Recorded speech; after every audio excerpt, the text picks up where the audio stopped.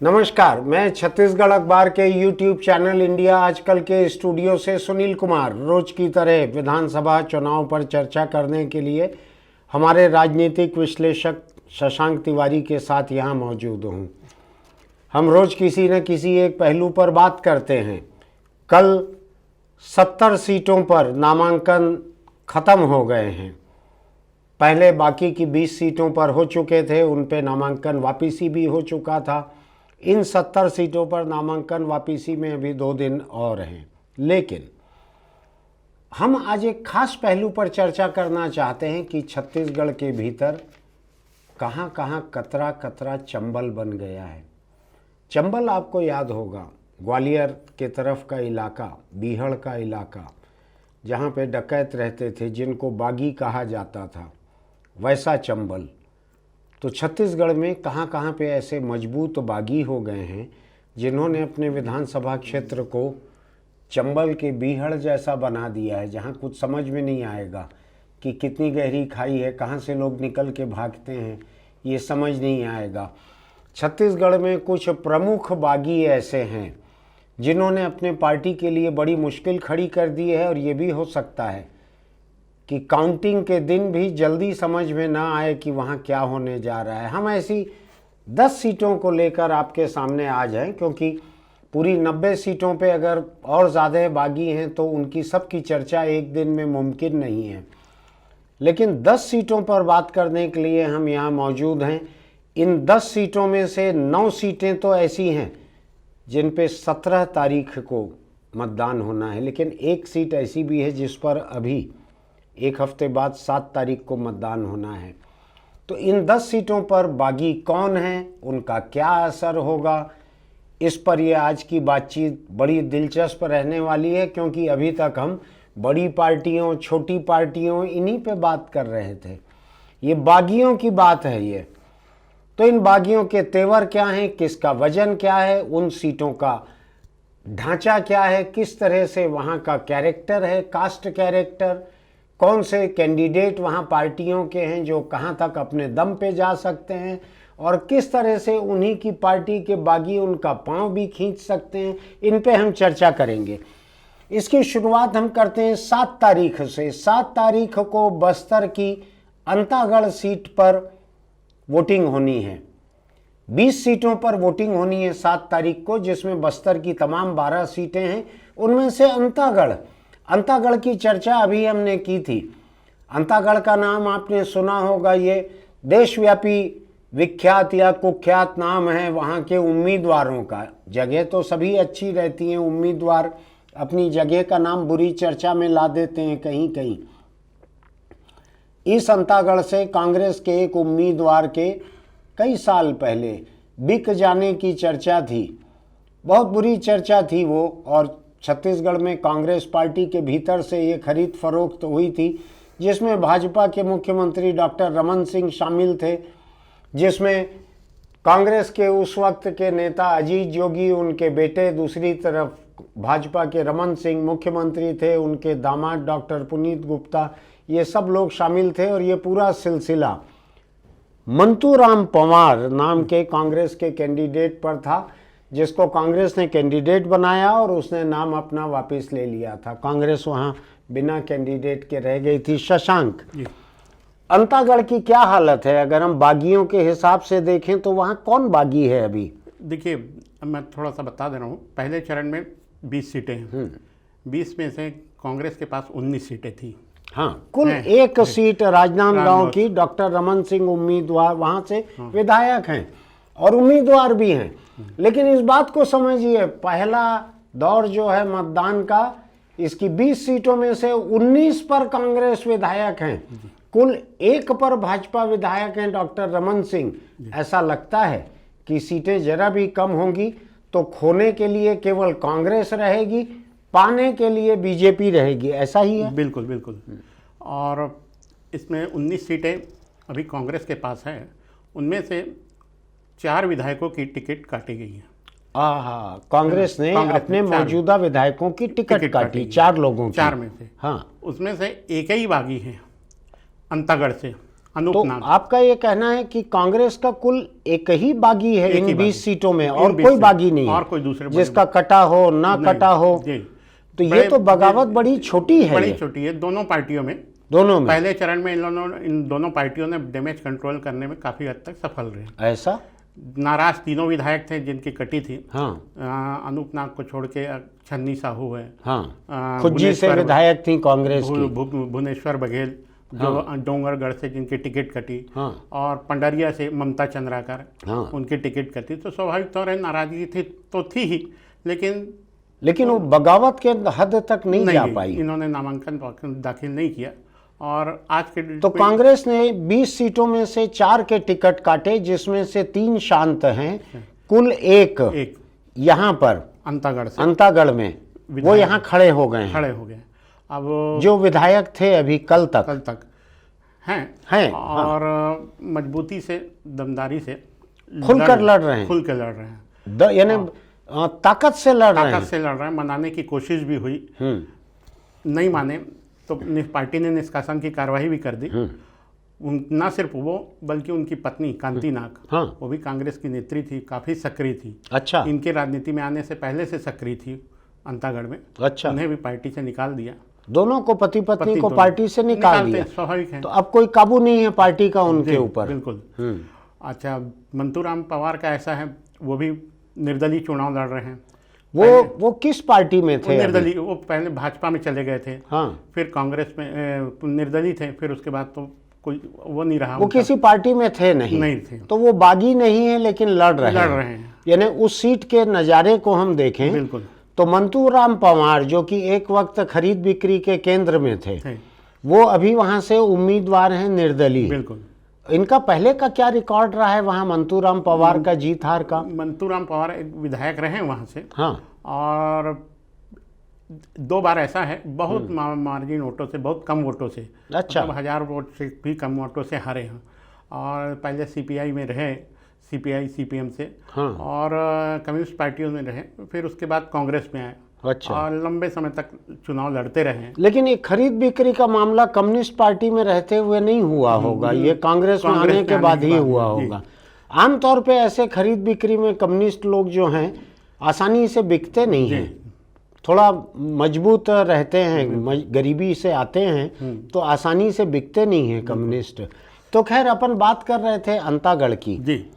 तो अंतागढ़ में अब सीन क्या बन रहा है? अब सीन ये बन रहा है कि इनके आने से मुकाबला थोड़ा रोचक हो गया है। कांग्रेस के बागी के आने से सर्व आदिवासी समाज खास करके समर्थन में हैं, इनके दिख रहे हैं। ये कांग्रेस के बागी का समर्थन कर रहे हैं, सर्व आदिवासी समाज के नेताम गुट।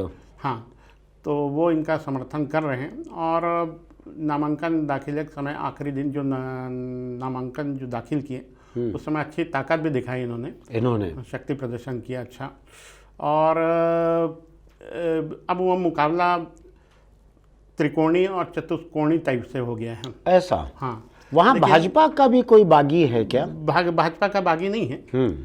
विक्रम उसेंडी मैदान में है, प्रदेश अध्यक्ष रहे हैं। इसमें सिर्फ यही है, कांग्रेस के उम्मीदवार का नाम आपने बताया क्या, कौन है वहाँ? रूप सिंह पोटाई। हाँ, ये कांग्रेस के हैं, नए कैंडिडेट। विक्रम उसेंडी तो पुराने हैं, लेकिन विक्रम उसेंडी पुराने हैं।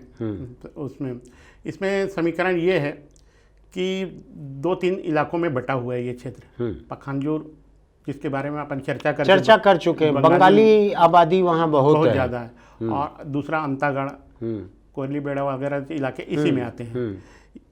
अनूपनाग है, वो अंतागढ़ क्षेत्र के रहने वाले हैं। अनूपनाग ही विधायक थे अभी तक, अब बागी होके लड़ रहे हैं, कांग्रेस में थे।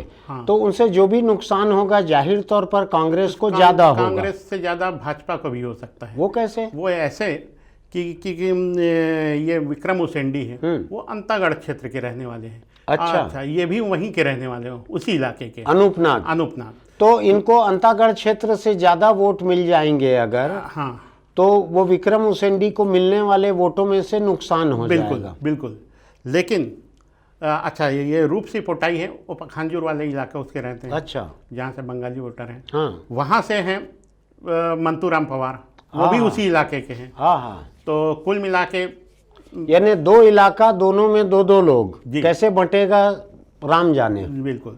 और इसमें से मजबूत तो दोनों ही प्रत्याशी हैं, कांग्रेस और भाजपा के, लेकिन ये दोनों की भूमिका काफ़ी महत्वपूर्ण रहेगी। ऐसा। हाँ। मैं बड़ा विचित्र चीज़ देख रहा हूँ यहाँ इस कॉन्स्टिट्यूंसी के बारे में। आप बतला रहे हैं कि वहाँ बंगाली वोटर की आबादी बहुत बड़ी है पखानजूर के इलाके में। तो मैं देखता हूँ कि भाजपा जो है उसके एक सबसे बड़े नेता श्यामा प्रसाद मुखर्जी बंगाली थे। दूसरी तरफ आप कह रहे हैं कि मंतूराम पवार एक समय वामपंथी दल में था। उस इलाके में वामपंथी लोगों का भी कुछ पकड़ है, वहाँ सीपीआई के लोग भी काम करते हैं, और जो अति वामपंथी जो हैं उग्रवादी नक्सली, उनका भी उस पूरे इलाके में असर है। तो देख रहा हूँ मैं कि बंगाली जो हैं वहाँ पे वो अभी के वामपंथियों के साथ में रहेंगे, उनके प्रभाव में आएंगे, कि अपने श्यामा प्रसाद मुखर्जी को याद करके वो भाजपा का साथ देंगे। थोड़ा विचित्र हो गया है माहौल यहाँ का। कुछ समय पहले तक था माहौल, अब सीपीआई का ग्राफ वहाँ गिरा है। सीपीआई सीपीएम बहुत थोड़ी रह गई है, मतलब कोई ज़्यादा वो नहीं रहा। मुख्य मुकाबला कांग्रेस और चलिए अंतागढ़ को आखिरी तक देखना होगा, क्योंकि अगर 4 उम्मीदवार किसी जगह पे हो जाते हैं तो उसकी मतगणना आधी पार हो जाने तक, काफ़ी लीड हो जाने तक वहाँ का अंदाज लगाना मुश्किल रहता है। अंतागढ़ में मिठाई जल्दी नहीं बट पाएगी, वहाँ नगाड़े जल्दी नहीं बच पाएंगे, ऐसा लगता है। अब हम आते हैं दूसरे चरण की सीटें। 17 तारीख को है, हो सकता है तब तक इनमें से किसी को बैठाने में कोई कामयाब हो जाए। मेरा तजुर्बा ये है कि पार्टियां अपने लोगों को बैठाने में कामयाब तब अधिक होती हैं जब उस पार्टी की सरकार बनने का आसार रहता है। और बागी को कहा जाता है कि सरकार बनेगी, तुमको किसी निगम मंडल में ले लेंगे, लाल बत्ती दे देंगे, तुमको मंत्री स्तर का दर्जा दे देंगे, कहीं ना कहीं अकोमोडेट कर लेंगे, ऐसा होता है। लेकिन कभी कभी ये भी होता है कि जिस पार्टी की सरकार बनने की संभावना रहती है वो किसी एक अंधेरे बंद कमरे में उस बागी के रिश्तेदारों को बुला के ये भी बता देती है कि तुम्हारे काम धंधे क्या क्या हैं, तुम्हारे ज़मीनों पे कब्जे कहाँ पे हैं, तुम्हारे खिलाफ केस कौन कौन से थाने और कोर्ट में हैं। याद रखना, आज तो बगावत मज़ा आ रही है, 15 दिन बाद काउंटिंग ख़त्म होगी, उसके बाद सरकार हमारी रहेगी। ऐसा भी यहाँ चल रहा है छत्तीसगढ़ में। अभी मैं ज़्यादा बताना नहीं चाहता, कुछ खुफिया बात है, लेकिन ऐसा यहाँ पर चल रहा है। ऐसा बुलाकर बंद कमरे में बागी के तेवर बदलने का चल रहा है। हो सकता है इसका भांडाफोड़ कोई और करे। मेरे पास पुख्ता इसके ऑडियो वीडियो सबूत नहीं है, इसलिए मैं इतना आपको बतला रहा हूँ कि बागियों को बंद कमरे में बुला के अच्छा चमकाया जाता है, जिसको पुलिस की भाषा में समझाइश देना कहते हैं। बिल्कुल। अब हम आते हैं, चलिए मैं तो ऐसी बात करते रहता हूँ, अब आते हैं ठोस तथ्यों के ऊपर और शशांक से विश्लेषण सुनते हैं। रायपुर उत्तर की सीट बड़ी विचित्र सीट है। नाम इसका उत्तर है, लेकिन ये हर बार सवाल बन के खड़े हो जाती है, प्रश्न बनकर खड़े हो जाती है। किसके लिए? कि यहाँ से विधायक कांग्रेस के कुलदीप जुनेजा, आप उनको 8 घंटे बिस्तर पे और 7 घंटे सड़क किनारे फुटपाथ पे देख सकते हैं हर दिन। उसके बाद अपने दोपहिया गाड़ी पे वो घूमते रहते हैं। विधानसभा भी शायद वो दोपहिया पे चले जाते हैं। वो पूरी कॉन्स्टिट्यूंसी दोपहिया पे घूमते हैं। 2 जगह उनकी कॉन्स्टिट्यूंसी की मुझको मालूम है जहाँ फुटपाथ किनारे प्लास्टिक की कुर्सी पर बैठकर लोगों से मिलते रहते हैं। बड़े जीवट किस्म के हैं, विचित्र किंतु सत्य है। लोग विधायक बनते हैं आराम तलब जिंदगी जीने के लिए, लाल बत्ती की गाड़ी वगैरह के लिए। ये जो हैं फुटपाथ पे आधा जिंदगी गुजार रहे हैं, दोपहिया पे घूम रहे हैं, और इनकी टिकट पार्टी शायद हर बार काटने जैसा कुछ करती है। क्यों शशांक, आप ही ने कहा था कि इनकी टिकट हर बार देर से आखिरी में क्लियर होती है। आखिरी में ही क्लियर हुई है, इस बार भी हुई है। हाँ, 2 बार विधायक रहने के बाद भी। हाँ, तो खैर ऐसा क्या इनमें खोट दिखता है? मैं तो जिन गिने चुने नेताओं में खोट नहीं देखता हूं, वो मुझको लगते हैं। बिल्कुल। क्या रायपुर उत्तर में जो भी दावेदार हैं, हाँ। जैसे खास करके अजीत कुकरेजा, जो कांग्रेस से बागी होकर निर्दलीय चुनाव मैदान में उतर रहे हैं, निर्दलीय तो नहीं, अभी तो बागी हैं, वो उन्होंने कल जोरदार शक्ति प्रदर्शन भी किया। मैं तो देख रहा था अजीत कुकरेजा का जुलूस में देख रहा था। मेरी अजीत कुकरेजा से मुलाकात नहीं है, वो एक पीढ़ी छोटे हैं या 2 पीढ़ी।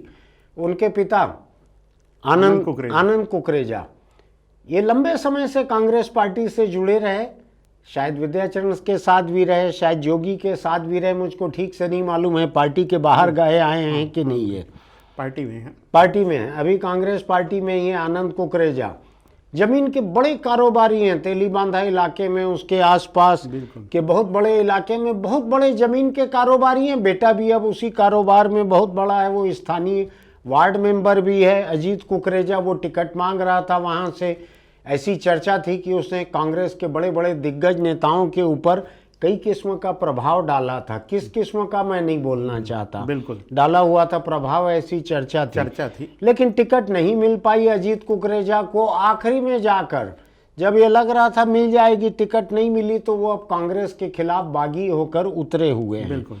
तो अब देखना है कांग्रेस पार्टी क्या करती है। 2 दिन का समय है उसके पास। अगर नाम विड्रा नहीं करेंगे तो पार्टी निष्कासित तो करेगी। वही सवेरे बात हुई उनके, हाँ, वो उनका साफ तौर पर कहना था कि वो लड़ेंगे, ऐसा। हाँ, वो वापिस नहीं लेने वाले, लेंगे, ये उन्होंने कहा है। हाँ। अब जैसे दूसरे तरीके भी हो सकते हैं, हाँ, वो अब 2 तारीख को ही पता चलेगा कि 2 तारीख को ही पता चलेगा कि दूसरे तरीके तीसरे तरीके कारगर होते हैं कि नहीं, और समझाइश कारगर होती है कि नहीं, ये भी देखने की बात है। आप बातों को, कुछ बातों को आपको प्रतीकों में समझना पड़ेगा, उसका कोई सबूत नहीं है तो बहुत ज़्यादा खुल के, इससे ज़्यादा खुल के बोलना मुमकिन नहीं है। चलिए, ये रायपुर उत्तर की सीट हो गई जो केवल प्रश्न बनकर खड़ी हुई है। यहाँ से कौन, लेकिन रायपुर उत्तर की सीट जो है, मुझको ऐसा क्यों याद पड़ रहा है कि यहाँ से भाजपा की एक महिला जो है वो भी बागी बन के खड़ी हो रही है। देखिए, वो सावित्री जगत थी जो विधान पार्षद चुनाव लड़ी है, हाँ, और चुनाव हार गई थी। हाँ, उन्होंने भी फॉर्म भरा है, हाँ, लेकिन कल जो मेरे समझ में आ रही है, जो बातचीत हुई है, हाँ, वो नाम वापस ले लेंगी। लेकिन अभी है, अभी भरा हुआ है। और ये उसी उड़िया समाज से, जिस उड़िया समाज से भाजपा के नेता पुरंदर मिश्रा हैं। पुरंदर मिश्रा आप लोग अगर नहीं जानते होंगे तो रायपुर का अकेला जगन्नाथ मंदिर जो उड़ीसा के जगन्नाथ मंदिर के तर्ज पर बनाया गया है, उसके प्रमुख ट्रस्टी हैं पुरंदर मिश्रा। उन्होंने खड़े रह के वो मंदिर बनवाया है, उन्होंने ही पूरा चंदा जुटाया था, कुछ पैसा घर का भी लगाया होगा ऐसा लगता है। वो वहाँ बड़े प्रभावशाली हैं, राज्यपाल से लेकर मुख्यमंत्री और भूतपूर्व मुख्यमंत्री तक सोने की झाड़ू से वहाँ पे सफाई करवाते हैं रथ यात्रा के दिन। और उड़िया समाज के लोग ही नहीं, बहुत से समाजों के लोग वहाँ पे जाते हैं। मंदिर की मान्यता है, उड़ीसा के जगन्नाथपुरी के मंदिर की तरह जगन्नाथ जी का मंदिर कहलाता है वो जगन्नाथ मंदिर। पुरंदर मिश्रा का चेहरा उसके साथ जुड़ा हुआ है। तो वो, और मेरा ऐसा ख्याल है कि उत्तर रायपुर सीट में उड़िया मतदाता पर्याप्त संख्या में है। तो ये सब सोच के पुरंदर मिश्रा को टिकट दिया है भाजपा ने। वो कई साल से सक्रिय थे, पहले वो बसना से टिकट चाहते थे। बसना के इलाके में उन्होंने बहुत मेहनत भी की हुई है, लड़े भी हैं एक बार वहाँ से, और अब उनको टिकट पार्टी की मिली है, बड़ी पार्टी की टिकट, बड़े कैंडिडेट हैं उत्तर के हिसाब से। उन्हीं के समाज की सावित्री जगत अगर खड़ी रहेंगी, और वो भी पहले चुनाव लड़ चुकी हैं कोई और, तो जाहिर है कि उड़िया वोटों का नुकसान होगा।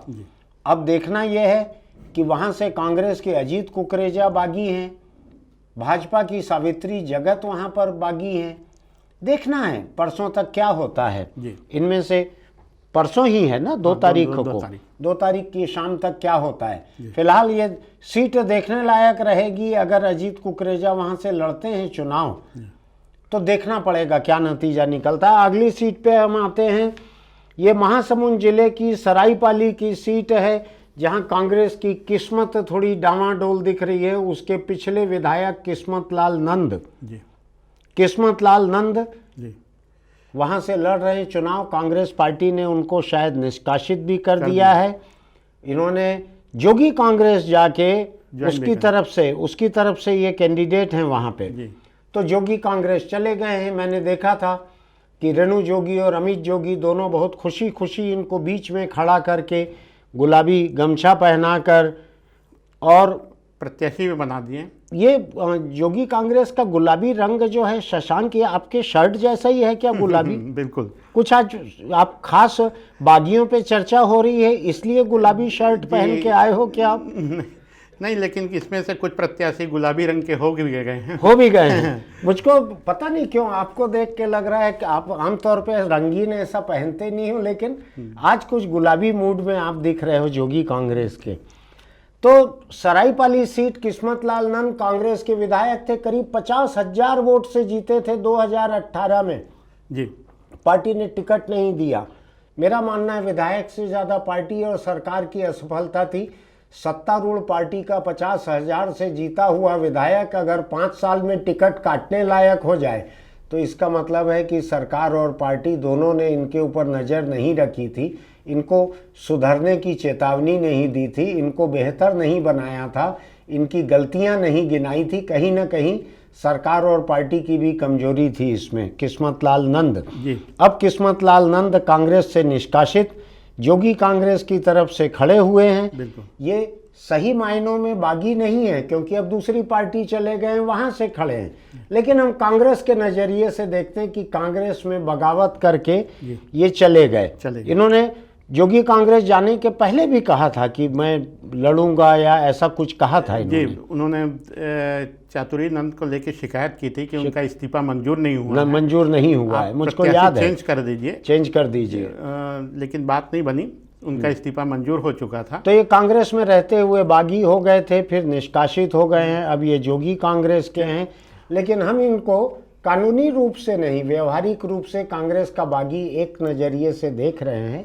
कैंडिडेट ये जोगी कांग्रेस के हैं, किस्मत लाल नंद। हाँ, अब वहाँ किसकी किस्मत क्या होगी सरायपाली से? इनको लेके अमित जोगी ने बढ़ चढ़ के दावे किए हैं। हाँ, कि अगर ये नहीं जीते तो राजनीति छोड़ दूंगा, इस तरह का कुछ कहा है उन्होंने। हाँ। इतना तो गिरीश देवांगन के लिए भूपेश बघेल ने नहीं कहा है। हाँ। नांदगांव से जिनको खड़ा किया है रमन सिंह के खिलाफ, ये थोड़ा ज्यादा ही बड़ा दावा है। बड़ा दावा किए हैं। खैर, ये कांग्रेस से चातुरी नंद है। हाँ। ये सरकारी नौकरी में रहते हुए समाज सेविका की भूमिका में थी। अच्छा। काफ़ी काम की थी, इसलिए पार्टी ने उन्हें टिकट दी है। हाँ। और भाजपा से सरला कोसरिया है जो जिला पंचायत की अध्यक्ष रही है। हाँ। और जिससे पहले चर्चा हो चुकी गायत्री परिवार से जुड़ी है। हाँ। तो ये बतलाइए, किस्मत लाल नंद कल तक कांग्रेस में थे, कांग्रेस के विधायक थे। जी। अच्छे रहे होंगे, बुरे रहे होंगे, जैसे भी रहे होंगे, इनकी जमीन कांग्रेस में ही रही होगी। वोटर, सपोर्टर, वर्कर जो भी रहे होंगे कांग्रेस में रहे होंगे। नहीं, वो तो ठीक है जो रहे हैं। ये पहले सरकारी नौकरी से आए थे। ठीक है। और ये ये एससी सीट है। हाँ। ये गाड़ा समाज से आते हैं। हाँ। समाज के बीच में थोड़ी पैठ रही है, तो प्रत्याशी बने, हवा मतलब लहर थी, भारी वोटों से जीते, विधायक बने। उनके बाद से थोड़ा सा शिकायतें थी, विवाद शुरू हो गया था। दोनों नगर पंचायत उनके खिलाफ थे। अच्छा। जो अध्यक्ष विरोध को देखते हुए फिर डॉक्टर शिव डहरिया है नगरीय प्रशासन मंत्री, वहाँ अपनी संभावना तलाश रहे थे कि उस दलित सीट पे वो लड़ लेंगे। क्योंकि शिव डहरिया के बारे में चर्चा ये है कि आरंग में उनको सहूलियत नहीं है। शायद शायद आरंग में उन्होंने म्यूनिसिपल मंत्री थे, उन्होंने काम वाम करवाया है, लेकिन शिकायतें बहुत है। ऐसी चर्चा है कि शिव डहरिया जो एक लिस्ट बनती है ना कहीं कहीं संभावनाओं की, एक खास किस्म की जो लिस्ट बनती है, उसमें ऊपर के 2-3 नामों में गिनाते हैं शिव डहरिया। बिल्कुल। क्या नाम है मैं बोल के अभी कोई सेबोटेज करना नहीं चाहता हूँ किसी को, लेकिन वो शिव डहरिया इसीलिए आरंग छोड़कर सरायपाली आना चाहते थे, वो नहीं हो पाया। तो अब यहाँ से किस्मत लाल नंद है, कांग्रेस की एक कैंडिडेट है जो नंद समाज की ही है, इन्हीं के समाज की है। और कोसरिया समाज की एक महिला जो है वो भाजपा की उम्मीदवार है। और कोई बागी भी है यहाँ से? नहीं, कोई बागी नहीं है। और कोई बागी नहीं है, बाकी सब त्यागी हैं, किसी को टिकट नहीं मिली तो भी संतुष्ट हैं। तो अब देखना है किस्मत लाल नंद कितना नुकसान पहुंचा सकते हैं। मुझको लगता है कि मैं 2 वजह से कह रहा हूँ कि ये कांग्रेस पार्टी में थे इसलिए, और ये नंद समुदाय के हैं इसलिए। बिल्कुल। इन 2 वजहों से मुझको लगता है इनका ज़्यादा बड़ा नुकसान वहाँ पर कांग्रेस पार्टी को होगा। बिल्कुल, ऐसा लगता है मुझको। बिल्कुल, दोनों एक ही समाज से हैं। दोनों एक ही समाज से हैं। बिल्कुल। अब ये सरायपाली सीट का हाल है। अगली सीट जो है लोरमी की, ये बड़ी दिलचस्प सीट है। ये आपको ध्यान होगा प्रदेश के एक सबसे चर्चित विधायक धर्मजीत सिंह, वो लोरमी से विधायक रहते थे। बहुत बार रहे होंगे लोरमी से विधायक। ये उत्कृष्ट विधायक का भी इनको सम्मान मिला था। धर्मजीत को विधानसभा में बहुत अच्छा बोलते थे। पिछला चुनाव जो है ये जोगी कांग्रेस की टिकट पर जीत कर आए थे। अच्छे वोटों से जीते थे, लेकिन काफ़ी अरसे से, साल 1.5 साल से 2 साल से ये चल रहा था कि अगले चुनाव के पहले जोगी पार्टी छोड़ देंगे, और इन्होंने छोड़ दिया और भाजपा में चले गए। एक आपको ध्यान होगा, हमने यहाँ इंटरव्यू किया था, बलौदा बाजार के जोगी कांग्रेस के विधायक थे प्रमोद शर्मा, उनका हमने इंटरव्यू किया था। प्रमोद शर्मा ने कहा था जहाँ धर्मजीत भैया जाएंगे मैं वहीं जाऊंगा, जहाँ वो जाएंगे मैं वहीं जाऊंगा।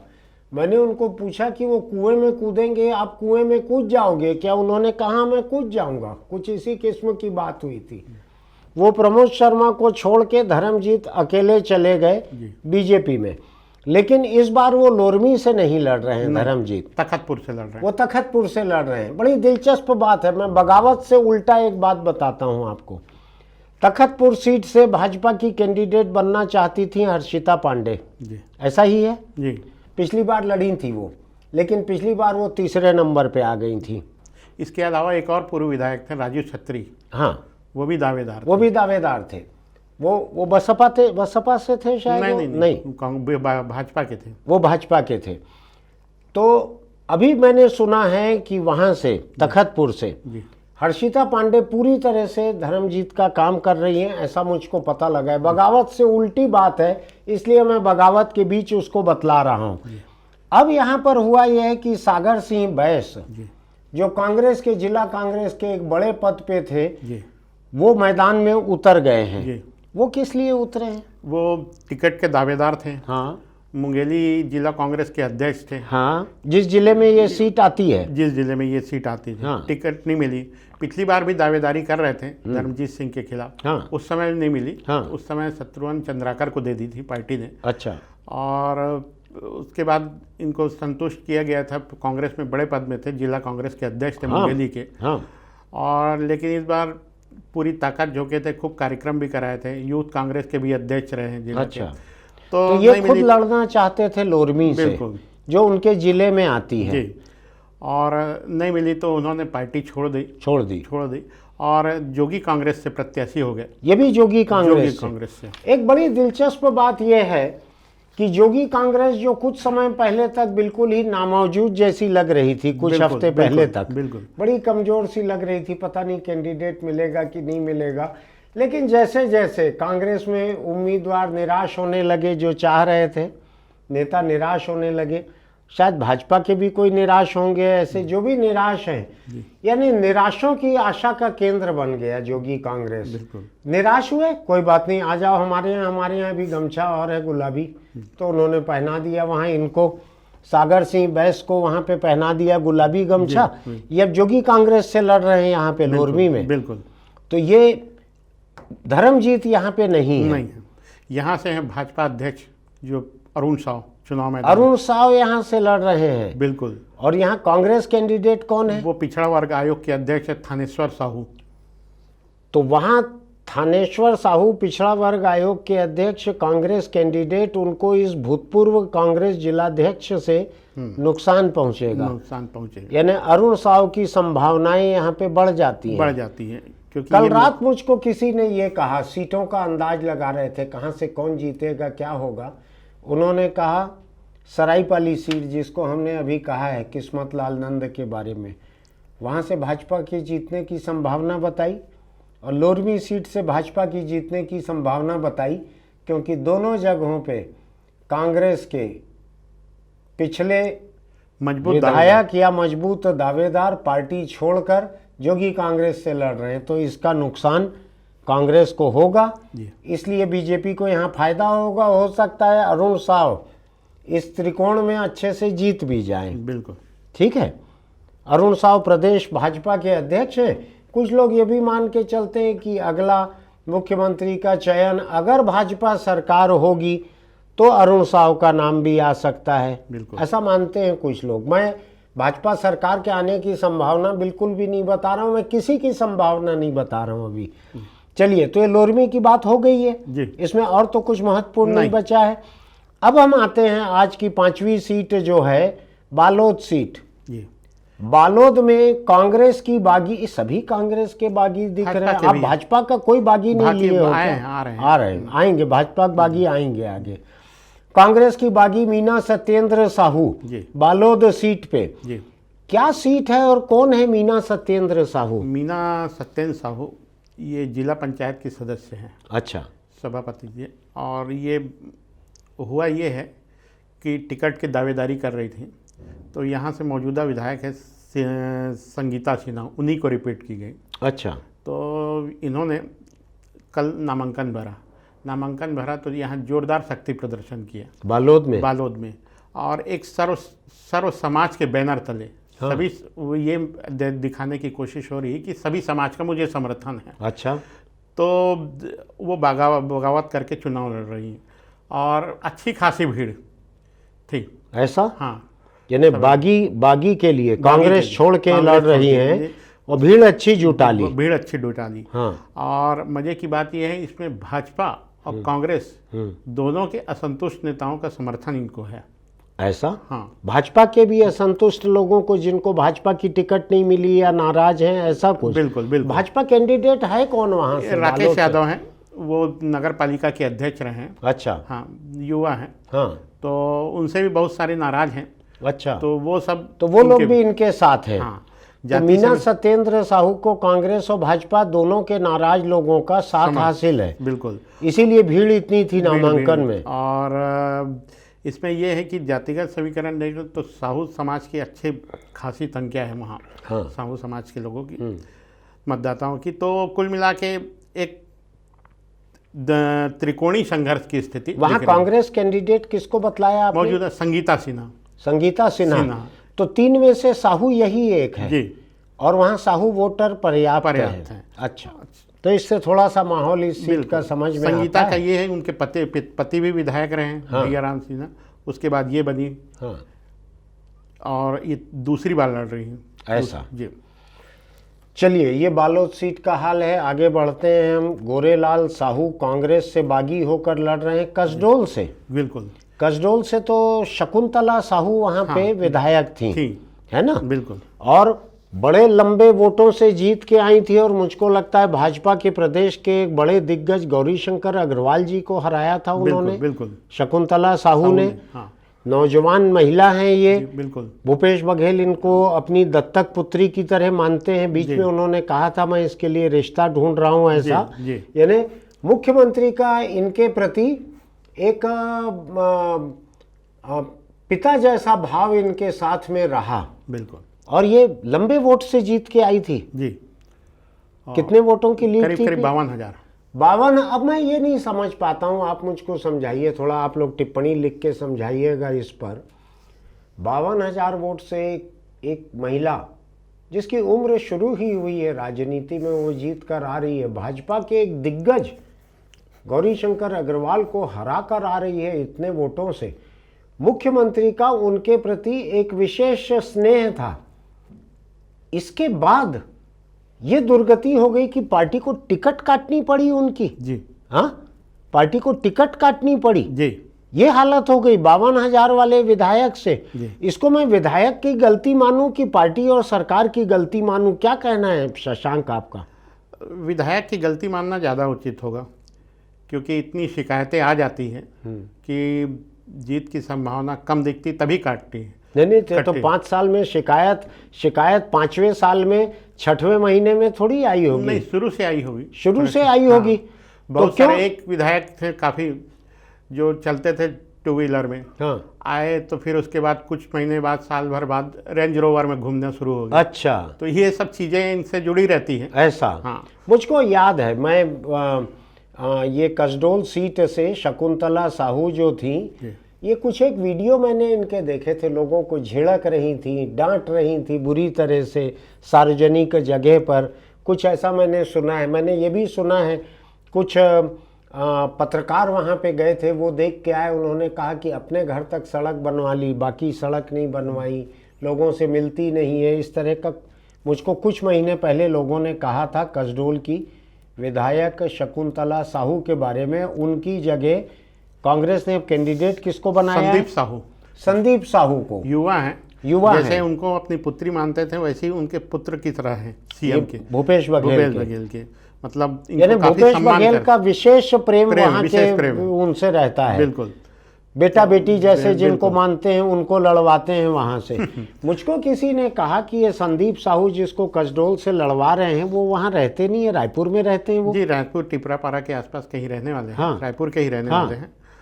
और कसडोल से उनका कोई लेना देना नहीं है, ऐसा किसी ने कहा। लेना देना नहीं है, रिश्तेदारी वगैरह है। रिश्तेदारी तो एक छत्तीसगढ़िया का पूरे छत्तीसगढ़ में रहता है। अच्छा, ये मेरे ख्याल से आप छत्तीसगढ़ के कोई भी शहर जाओगे तो होटल में थोड़ी खाना पड़ेगा। बिल्कुल। तो और अभी तो हो सकता है कि जोगी पार्टी के कैंडिडेट भी आपको खिला दे सब जगह अभी। तो ये गोरेलाल साहू जो कांग्रेस से बागी होके लड़ रहे हैं, ये कौन है? ये बस वही एक शिकायत थी कि ये बाहरी है। हाँ। मैं स्थानीय हूँ और ये जिला पंचायत के सभापति हैं, जिला पंचायत सदस्य हैं और सभापति हैं। गोरेलाल साहू जो कांग्रेस के बागी हैं कसडोल से, ये वहाँ की जिला पंचायत के सभापति हैं जी। बड़े पदाधिकारी हैं। बड़े पदाधिकारी हैं, मजबूत व्यक्ति हैं। तो ये भी टिकट मांग रहे थे? टिकट मांग रहे थे, दावेदार थे। इनको नहीं मिला और संदीप साहू को मिल गया। कुल मिला के कांग्रेस ने तीनों लोगों को जो देखा वहां, जिसको हटाया, जिसको दिया, जिसको नहीं दिया, सब साहू ही थे जी। और वहां भाजपा के कौन है?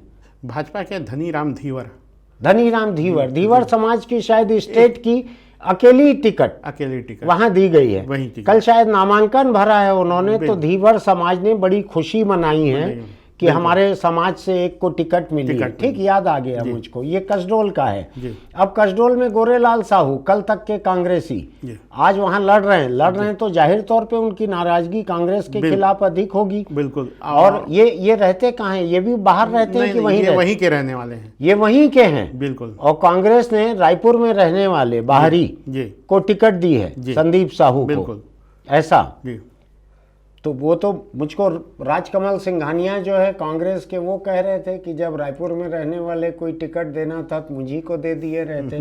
मैं 2 बार जीता हुआ हूँ कसडोल में। अनौपचारिक चर्चा में बोल रहे थे, लेकिन अब मेरे मुंह से निकल गया।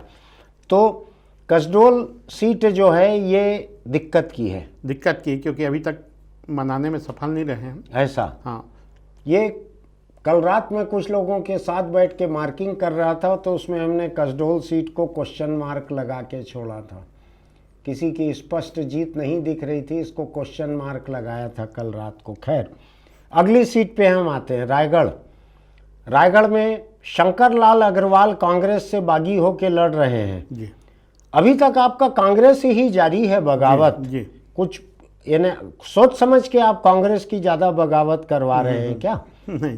तो रायगढ़ में अभी विधायक जो हैं वो हैं प्रकाश नायक। ये कांग्रेस के विधायक है ना जी। वहां से अब भाजपा की तरफ से ओपी चौधरी, बिल्कुल, जो कि आईएएस की नौकरी छोड़कर पिछले चुनाव के पहले राजनीति में आए। पिछली बार वो खरसिया से चुनाव लड़े उमेश पटेल के खिलाफ, जो कि नंद कुमार पटेल के बेटे थे। अगरिया समाज के वोट इन दोनों के बीच बंटने के बजाय नंद कुमार पटेल की वजह से उमेश पटेल को ज़्यादा वोट मिले, वो वहाँ से जीत गए। ओपी चौधरी वहाँ से हार गए। इस बार चर्चा है अगरिया समाज ने तय किया कि हमारे वोट क्यों बर्बाद किए जाएं, इनको 2 अलग अलग सीट से लड़वाओ। तो इसलिए उमेश पटेल तो वहीं खरसिया से लड़ रहे हैं, ओपी चौधरी रायगढ़ जाके लड़ रहे हैं। बिल्कुल। रायगढ़ के बारे में ये कहा जाता है कि भाजपा का मिजाज वहाँ पे सेठों का है, वहाँ कारोबारी हैं, उद्योगपति हैं। भाजपा के कई विधायक, भाजपा के क्या कांग्रेस के भी कई विधायक वहाँ पे अग्रवाल समाज से रहे हैं। मुझको ध्यान है जोगी जी के समय हेल्थ मिनिस्टर थे के गुप्ता जी, वो अग्रवाल समाज के थे गुप्ता, और वो वहीं से विधायक थे। वहाँ से पहले राम कुमार अग्रवाल थे, विजय अग्रवाल विधायक रहे, रोशन लाल अग्रवाल रहे, मैं और रोशन लाल अग्रवाल शायद बिलासपुर यूनिवर्सिटी के एग्जीक्यूटिव काउंसिल में एक साथ थे, वही रहे होंगे ना उसमें। बिल्कुल। तो अग्रवाल लोग बहुत वहाँ पे रहे। अब मैं 2-3 चीज़ नहीं समझ पा रहा हूँ कि रायगढ़ से भाजपा और कांग्रेस के लोग क्या सोच रहे होंगे। कांग्रेस के लोग तो जाहिर है कि ओपी चौधरी के खिलाफ होंगे कि ओपी चौधरी को हराना है, भाजपा को हराना है, ऐसा कांग्रेसी मान रहे होंगे। वहाँ कौन है कांग्रेस के कैंडिडेट अभी? प्रकाश नायक, जो मौजूदा विधायक हैं, उनकी टिकट नहीं कटी, वही हैं। दूसरी तरफ भाजपा के नेताओं के बारे में भी ऐसी चर्चा है कि रायगढ़ के भाजपा नेता इस बात को लेकर नाखुश हैं कि ओपी चौधरी को अगर जिता दिया जाएगा तो ये यहाँ की स्थायी संपत्ति या लाइबिलिटी जो भी कहें वो हो जाएंगे, यहाँ के स्थायी विधायक हो जाएंगे। तो ऐसा कहा जाता है कि भाजपा के स्थानीय नेता ये मानते हैं कि ओपी चौधरी अगर विधायक बन गए तो उनका भविष्य नेताओं का थोड़ा खतरे में रहेगा, आगे कोई वैक्यूम पैदा नहीं होगा, वो कभी लड़ नहीं सकेंगे। ऐसे में कांग्रेस के एक शंकर लाल अग्रवाल बगावत करके पार्टी से यहाँ से लड़ रहे हैं। अब बतलाइए शशांक, क्या है यहाँ मामला? देखिए क्या है, एक तो पिछली बार दोनों ही पिछली बार एक अग्रवाल समाज, विजय अग्रवाल विधायक थे। हाँ। लड़े थे बागी होके। हाँ। वो करीब 43-44 हज़ार वोट पाए थे। हाँ। मुझे लग रहा है कि ये उसी संभावनाओं को देखते हुए बागी किस पार्टी के थे? विजय अग्रवाल भाजपा के थे। हाँ। तो उसके बाद ये लड़ रहे हैं, ये कांग्रेस के जिला कोषाध्यक्ष रहे हैं। अच्छा, जिला कोषाध्यक्ष थे? जी हैं। अभी तक तो कोष अभी भी इन्हीं के पास है? अभी नाम वापस नहीं लिए हैं, तब तक तो हैं। नहीं तो ये दूसरे ये बागी होके लड़ रहे हैं और कोष इन्हीं के पास है, तो खतरा नहीं है पार्टी कोष को? 2 तारीख तक ये मान मनोबल की कोशिश हो रही है। हाँ। अब मानते हैं कि नहीं मानते हैं, ये देखना है। अब ये कांग्रेस सत्तारूढ़ पार्टी है छत्तीसगढ़ में, अगर कोष पर्याप्त तो होगा तो ये खतरा भी रहेगा इस जिले में। यानी बागी कैंडिडेट के हाथ में तिजोरी भी है। बिल्कुल ऐसा हो गया। बिल्कुल। अच्छा, और तो ये शंकर लाल अग्रवाल को वहाँ से आप जो बतला रहे हो जी, उस हिसाब से एक नायक और एक ओपी चौधरी जी, दोनों ओबीसी के कैंडिडेट हैं। जी। तो शंकर लाल अग्रवाल अग्रवाल समाज के अकेले कैंडिडेट हैं किसी पार्टी से? बिल्कुल। कोई छोटे मोटे और भी हो सकते हैं। बिल्कुल। अभी तो अकेले ही हैं। इनको कुछ समर्थन अग्रवाल समाज का मिल भी सकता है। मिल भी सकता है। तो ये अभी तक किसी पद पे थे, कोषाध्यक्ष थे, यही है। लेकिन चुनाव लड़ के नहीं बने। कोषाध्यक्ष तो पार्टी छांट के बनाती है। बिल्कुल।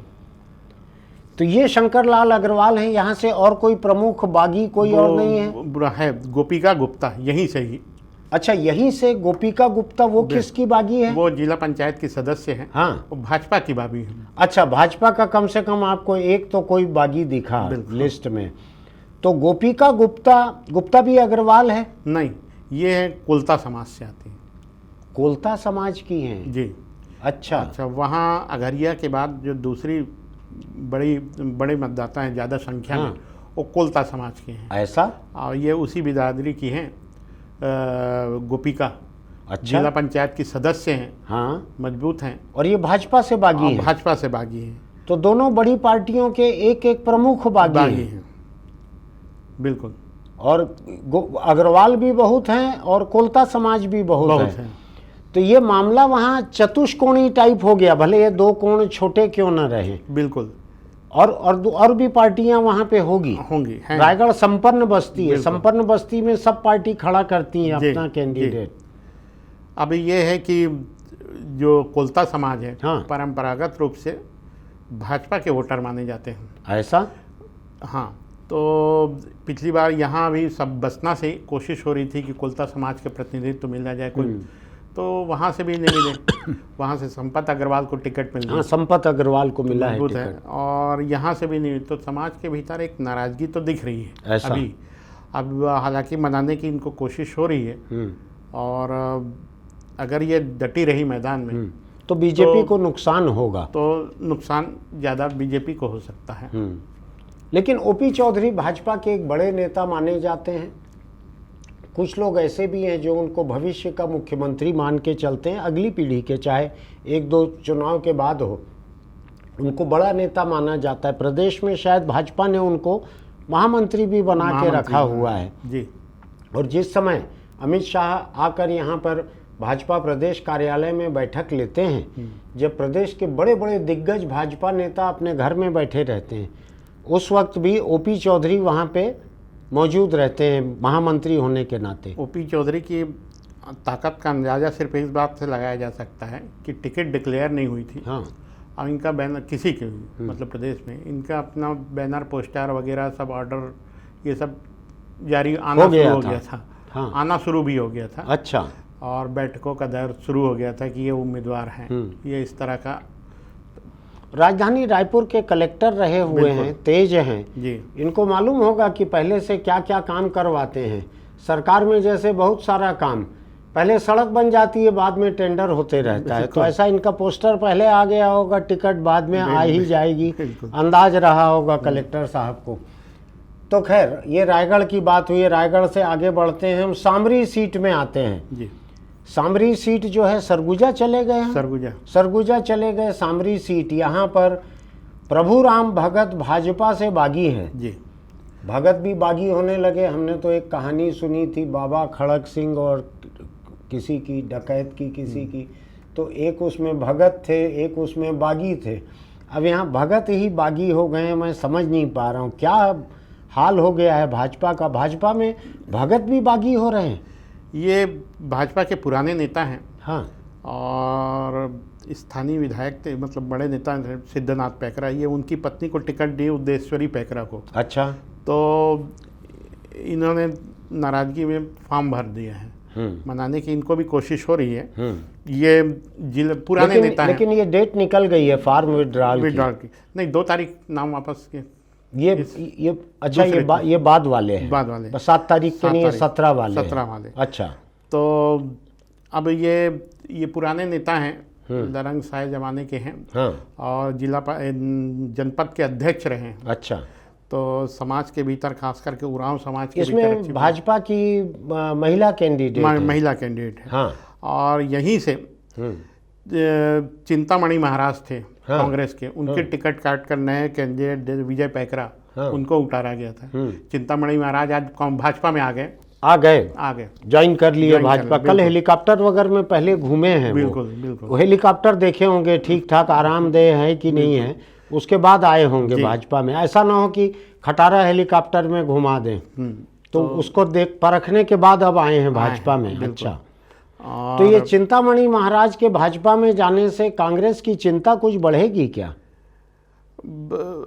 बढ़ भी सकती है अभी, क्योंकि वो 2 बार के विधायक हैं चिंतामणि महाराज, और कांग्रेस छोड़ के भाजपा गए हैं, बिना टिकट के गए हैं। बिना टिकट के गए हैं। हाँ, पहले तो ये कहकर लौटा दिए थे कि या तो अंबिकापुर से मुझे डिक्लेयर करो। हाँ, और या उसको ध्यान है ब्रिजमोहन गए थे, जमीन पे बैठ के इनसे बात कर रहे थे जी। उसके बाद चिंतामणि महाराज के कुछ वीडियो भी आए थे जी। उन्होंने बतलाया कि हाँ ब्रिजमोहन जी आए थे मिलने के लिए मुझसे, इस तरह के जी। था। वो एक्चुअल में उनका पारिवारिक कार्यक्रम था। हाँ, और पारिवारिक कार्यक्रम में संघ के लोग थे। हाँ। उनके बड़े भाई चिंतामणि के बबरू बहन सिंह, हाँ, वो करवा रहे थे। तो उसमें सब मिले थे, तो ये भी गए थे और राजनीतिक चर्चा छेड़ दी। तो ये बात आई कि ये टिकट दोगे तो यहाँ जाऊँगा वहाँ जाऊँगा, इस तरह की बातें हुई थी। तो खैर अब चिंतामणि जी आ गए हैं। अब विजय पैकरा नए कैंडिडेट पहली बार विधानसभा का चुनाव लड़ रहे हैं। अच्छा, प्रभुराम भगत को मनाने की कोशिश हो रही है। हाँ। भाजपा से अभी तक तो सफलता नहीं मिली है, टाइम है। लेकिन फिलहाल भगत बागी हैं आज की तारीख में। कुछ लोगों का मानना है, पुराने नेता हैं, शायद इतनी आसानी से वो मत करे, हाँ, पार्टी ना छोड़े। हाँ, तो ये हाल सामरी का है। बिल्कुल। इसमें जो हालत है अभी, इसमें आपको क्या लगता है कौन पार्टी जीत सकती है? देखिए, उद्देश्वरी पैकरा भी वैसे ही नए हैं, ब्लॉक अध्यक्ष है, संगठन के आदमी है विजय पैकरा। अब समस्या ये टिकट कटवाए हैं TS बाबा, हाँ, महाराज, चिंतामणि महाराज की। तो अब महाराज जो ये उन्हीं 2 लोगों में से हैं जिनके बारे में बाबा ने कहा था बिल्कुल कि मेरे परिवार का अपमान करने वालों से कोई समझौता नहीं किया जाएगा। चिंतामणि महाराज को लेकर नाराजगी ये थी कि वो पहला साथ छोड़ने वालों में थे बाबा का सार्वजनिक रूप से बयानबाजी नहीं की है, हाँ लेकिन जो दिल्ली गए हाँ 2.5 साल के एपिसोड में, हाँ, तो वो चले गए थे। ये बाबा के साथ रुके नहीं हाँ, थे। उन्होंने कहीं बोला भी, वीडियो भी जारी हुआ कि ये कोयले वालों के संगत में आ गए, ऐसा करके इशारा उनका जेल में बंद रहे सूर्यकांत तिवारी की तरफ था। ये बाबा का था, बाबा का था, बाबा ने कहा था हाँ कि जेल में बंद कोयले वालों के संगत में आ गए। हाँ, अच्छा, ये उन्होंने कहा था, वीडियो भी वायरल हुआ है इसका, अच्छा पहला है, तो उसमें कोई नई बात नहीं है, सबको मालूम है। हाँ तो वैसे शालीन व्यक्ति हैं, सज्जन हैं। हाँ अब चूंकि उन्होंने टिकट चेंज कराया है, हाँ, तो अपनी पसंद बाबा ने तो तो जिम्मेदारी बाबा के ऊपर जिम्मेदारी आती है बिल्कुल कि आप जिता के दिखाओ। तो यहाँ पे बाबा के किस्मत से यहाँ भाजपा के एक बागी निकल आए हैं। बिल्कुल, अगर ये अड़े रहेंगे हाँ, तो भाजपा को थोड़ा बहुत नुकसान होगा। और भाजपा को चिंतामणि महाराज के भाजपा में जाने से कुछ फायदा होगा। देखते हैं क्या होता है। यहाँ सामरी सीट की बात हो रही थी, सरगुजा की। अब हम लौट के इधर आते हैं। राजधानी रायपुर से लगा हुआ महासमुंद जिला है। महासमुंद जिले में महासमुंद सीट जो है मुख्यालय, वहाँ अश्वंत साहू कांग्रेस के बागी खड़े हो गए हैं। अश्वंत साहू, यहाँ पे मुझको ऐसा ध्यान पड़ता है, विनोद चंद्राकर यहाँ से कांग्रेस के एमएलए थे जी। हमने उनका इंटरव्यू भी किया था, आपको ध्यान होगा। मेडिकल कॉलेज के लिए अपना चेक दे के मुर्दा खरीदने वाले विधायक वही थे, विनोद चंद्राकर। मुर्दा खरीद के लाए थे, संसदीय सचिव थे, संसदीय सचिव भी थे वो, विनोद चंद्राकर, सेवन राम चंद्राकर, ऐसा नाम था उनका। तो ये अश्वंत साहू जो बागी हुए हैं, हाँ, ये कांग्रेस भाजपा दोनों जगह रहे।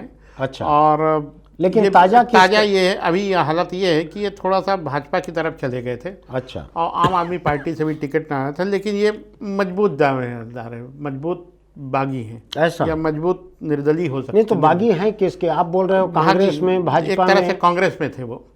हम इसको बागी किस पार्टी का बागी? कांग्रेस के बागी, कांग्रेस बागी है ये। अच्छा, और इनका संपर्क जो है आम आदमी पार्टी भाजपा से भी है। बिल्कुल, लेकिन बागी कांग्रेस के हम मान रहे हैं इनको। यहाँ से कांग्रेस ने टिकट काट के दूसरे को जो कैंडिडेट बनाया, रश्मि चंद्राकर, हाँ, रश्मि चंद्राकर को दी है, रश्मि चंद्राकर को दी है टिकट वहाँ से। और भाजपा के कैंडिडेट कौन? योगेश्वर सिन्हा है। ये नए हैं कि पहले के हैं? नहीं, पहले जिला भाजपा के उपाध्यक्ष हैं, पहली बार चुनाव लड़ रहे हैं। चुनाव विधानसभा का पहली बार लड़ रहे हैं। ये तो जनपद अध्यक्ष रही हैं। और कांग्रेस के जो रश्मि चंद्राकर हैं वो भी पहली बार लड़ रही हैं, लेकिन वो जनपद में रही हैं, जनपद अध्यक्ष। लेकिन विधानसभा का चुनाव कांग्रेस भाजपा के कैंडिडेट पहली बार लड़ रहे हैं। वहाँ पे कांग्रेस के एक बागी अश्वंत साहू खड़े हो गए हैं। यहाँ पे जोगी कांग्रेस वगैरह भी होगी? बिल्कुल है। उसमें हुआ ये है कि टिकट वो लोग चेंज किए। पहले एक राशि महिलांग नगर पालिका अध्यक्ष को टिकट दे दिए थे, बना भी दिए थे, प्रत्याशी घोषित भी कर दिए थे। सीएम के समझाइश पे वो मान गई और उन्होंने विड्रा कर लिया अपने आप को। तो कांग्रेस में बनी हुई है। कांग्रेस के लिए एक बड़ी राहत है कि नगर पालिका अध्यक्ष जो जोगी पार्टी से जा रही थी वो रुक गई। और ये अश्वंत साहू है। अश्वंत साहू वहाँ साहू समाज की दूसरी बड़ी अच्छी खासी संख्या है, आबादी है, मतदाता हैं वो। खास करके ग्रामीण इलाके जो सिरपुर के पास के गांव हैं, इसमें इनका अच्छे पकड़ है, ऐसा सक्रिय हैं। और यानी ये मजबूत तीसरे कैंडिडेट रहेंगे जितना भी वोट पाएं। हाँ, तो ये हुए अश्वंत साहू, कांग्रेस के बागी हैं। नुकसान कांग्रेस को हो सकता है ऐसा लगता है। मेरे लिस्ट में इस सीट के नाम पर क्वेश्चन मार्क लगा हुआ है। अब मैं आता हूँ एक ऐसी सीट दुर्ग जिले की जिसमें दो बागी नाम हैं हमारे पास। वैशाली नगर की सीट है। इसमें छोटे लाल चौधरी ये भाजपा के बागी हैं। कौन है छोटे लाल चौधरी? छोटे लाल चौधरी पार्षद हैं वहाँ पे। और तो ये भाजपा से बागी क्यों हो गए? भाजपा के जिस रिकेश सेन को वहाँ से टिकट दी गई है, यहीं से दी गई है। बिल्कुल। वो भी पार्षद हैं। उनके बाद ये वही रिकेश सेन है क्या जिनके कुछ वीडियो तैर रहे हैं? बिल्कुल। जिसमें किसी के कमिशन खाने और इसकी उसकी चर्चा चल रही है, वीडियो है ऐसा? बिल्कुल। ये वही रिकेश सेन है। वही सीट है वैशाली नगर से। अच्छा, और ये निर्दलीय हैं और इनमें ये है भाजपा से बगावत करके फॉर्म तो भर दिए हैं। ये मछुआरा समाज से आते हैं। अच्छा। तो वहाँ काफ़ी कुछ है इनको समर्थन उस इलाके में, और मनाने की कोशिश इनको भी हो रही है। अच्छा। तो लेकिन रिकेश सेन के जो वीडियो आए हैं आपने भी देखे होंगे जी। उसमें भाजपा के कुछ बड़े बड़े नेताओं का भी चर्चा करते हैं, उनके समय इतना % कमीशन था, अभी इतना % है, ये है वो है। उनकी टिकट जैसे ही घोषित हुई उसी दिन शायद ये वीडियो आ गए और विरोध करने लगे लोग, भाजपा के लोग। काफ़ी वीडियो आए हैं उनके, एक ही नहीं कई और वीडियो तैयार हैं। अच्छा। हाँ, सारे वीडियो कमीशन वाले हैं कि अलग अलग तरह के? इसी से मिलते जुलते, इसी से मिलते जुलते, लेन देन, कमीशन, रिश्वत, भ्रष्टाचार ऐसे ही हैं। बिल्कुल। जो बोलते हैं, एक समय बोलते थे बोफोर्स हो गए हैं महाराज, ऐसे बिल्कुल, तो वैसे ही कुछ बोफोर्स हो गए हैं टाइप के वीडियो हैं ये। बिल्कुल। तो ये भाजपा का तो वीडियो भी भारी पड़ सकते हैं वैशाली नगर के रिकेश सेन को, और उसके बाद ऊपर से बागी भी आ गए छोटे लाल चौधरी जी, ऐसा है जी। अब लेकिन दिलचस्प आज के आखिरी नाम की चर्चा, हमारे फोटोग्राफर थक गए खड़े खड़े कैमरे के पीछे। आखिरी चर्चा आज की, अगले 2-2.5 मिनट बस। संगीता शाह, ये भी भाजपा से बागी होकर वैशाली नगर से लड़ रही है। तो वैशाली नगर में 2 भाजपा बागी हैं, एक छोटे लाल चौधरी, एक संगीता शाह। संगीता शाह अगर मुझको ठीक से याद पड़ता है तो ये भिलाई के किसी उद्योगपति परिवार की हैं, ऐसा ही है? बिल्कुल, सिंप्लेक्स ग्रुप से। ये सिंप्लेक्स ग्रुप से जुड़ी हुई हैं ये? पति इनके केतन शाह नाम है। हाँ। और डायरेक्टर हैं सिंप्लेक्स ग्रुप के। ऐसा? हाँ। तो वो भाजपा से बागी कैसे हो गई? वो भाजपा से टिकट चाह रही थी। हाँ। 8-9 में पहले सक्रिय हुई थी भाजपा की में, तो उनको नहीं मिला तो उन्होंने निर्दलीय फॉर्म भर दिए हैं, बगावत कर दी है। और कुछ लोगों का कहना है कि नाम वापस भी ले लेंगी, ऐसा कुछ उनके आसपास वहाँ के स्थानीय भाजपा नेताओं का कहना है ऐसा कि वो शायद ना खड़े हों निर्दलीय। तो अभी तो लेकिन एक चीज़ मुझको समझाइए जरा कि 8-9 महीने पहले अगर कोई पार्टी में सक्रिय हो जी, तो वो लोग भी भाजपा जैसी दुनिया की सबसे बड़ी पार्टी की टिकट पाने की उम्मीद रखते हैं क्या, रख सकते हैं क्या? नहीं, ऐसा तो बहुत लोगों को मिला है। ऐसा? आप अनुज शर्मा, सीतापुर से राम कुमार टोप्पो। अच्छा। हाँ, आज आए और कल कैंडिडेट बना दिया, ऐसा? हालांकि तो संगीता शाह को भी हो सकता है वैसा लग रहा होगा। अगर मुझको ठीक से याद पड़ रहा है तो ये गुजराती शाह परिवार है, ये गुजराती शाह परिवार की हैं। और उद्योगपति परिवार है तो संपन्न परिवार की भी होगी। लेकिन भाजपा ने टिकट नहीं दी, ये भी बागी होके आज की तारीख में मैदान में है। इसी सीट से छोटे लाल चौधरी भाजपा के वो मैदान में है। 2 अलग अलग जातियों के 2 अलग अलग तरह के लोग, एक पुरुष एक महिला, भाजपा के स्टिंग ऑपरेशन फेम वाले कैंडिडेट रिकेश सेन के खिलाफ हैं ये 2 लोग। तो डैमेज जो है 2-3 तरह का हो रहा है। एक तो जो वीडियो है लेन देन का, कमीशन का, वो वीडियो भी काफ़ी है और मैं देख रहा हूँ साफ है वीडियो, जरा खराब नहीं है। स्टिंग ऑपरेशन जिसने किया होगा उसका कैमरा जो है किसी अच्छे कंपनी का होगा, ठीक ठाक वीडियो है वो। ये एक हुआ। दूसरा ये बतलाइए, यहाँ कांग्रेस के कौन है वैशाली?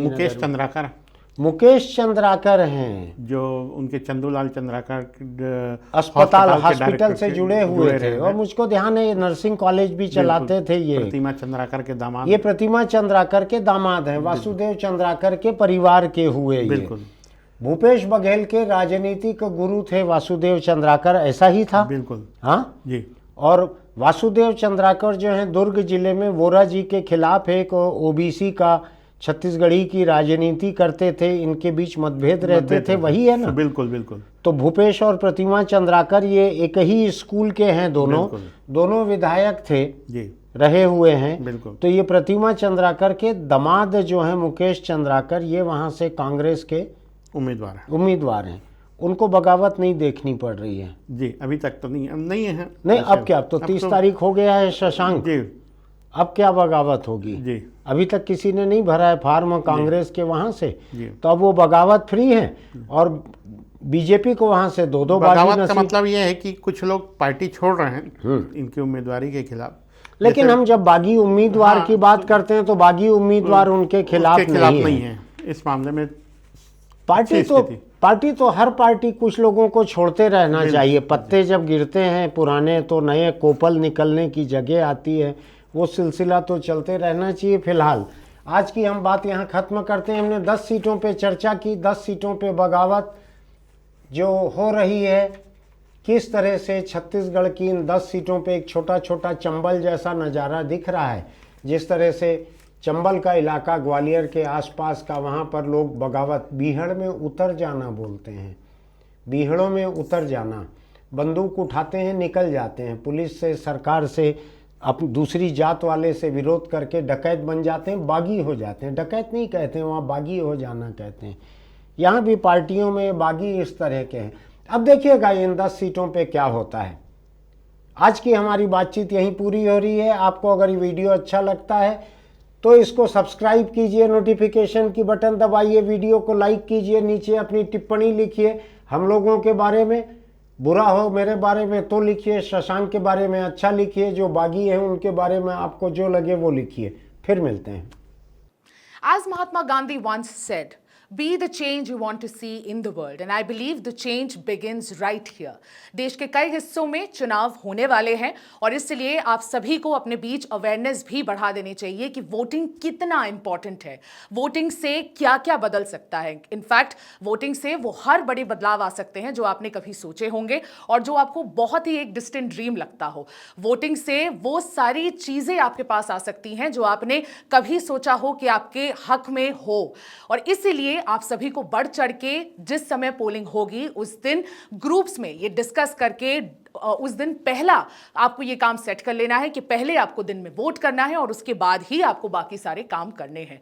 बढ़ चढ़ के वोट करें, ज्यादा से ज्यादा संख्या में बाहर आए और देश के इस पॉलिटिकल लैंडस्केप में बदलने में अपना पूरा किरदार निभाए। इनफैक्ट ये एक ऐसा हक है जिस पे आपको जीएसटी भी नहीं देना पड़ेगा।